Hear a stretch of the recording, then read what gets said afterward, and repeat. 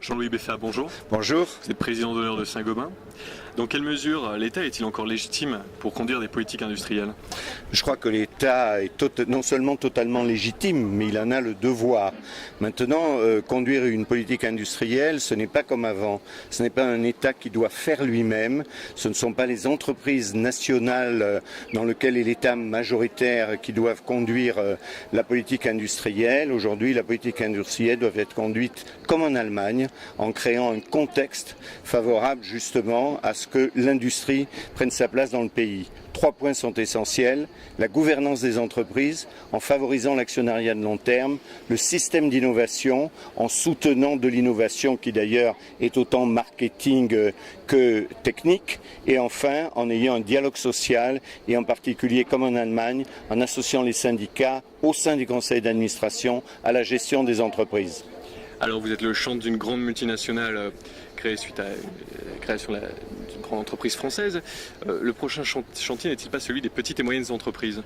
Je crois qu'il n'y a pas d'opposition entre ce qui doit être fait par les grandes entreprises en France et les PME.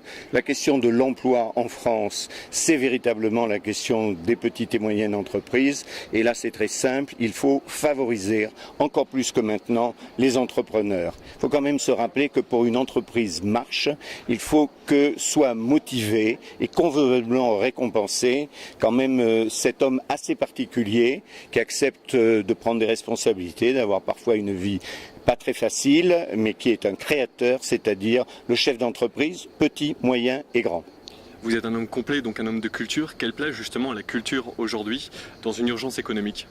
Je pense que la France a un atout spécifique qui est l'art de vivre. L'art de vivre, ce sont 3 facteurs: la préservation des sites, des paysages et des villes.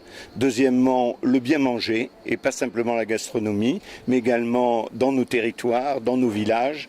Et enfin, la culture. La France fait un effort fantastique pour sa culture. À nous, non seulement de le préserver, mais de savoir mieux le vendre, par exemple, à tous les touristes qui viennent d'Asie et qui sont absolument fascinés, à juste titre, par la culture française. Jean-Louis Beffat, merci d'avoir répondu à ces quelques questions. Merci.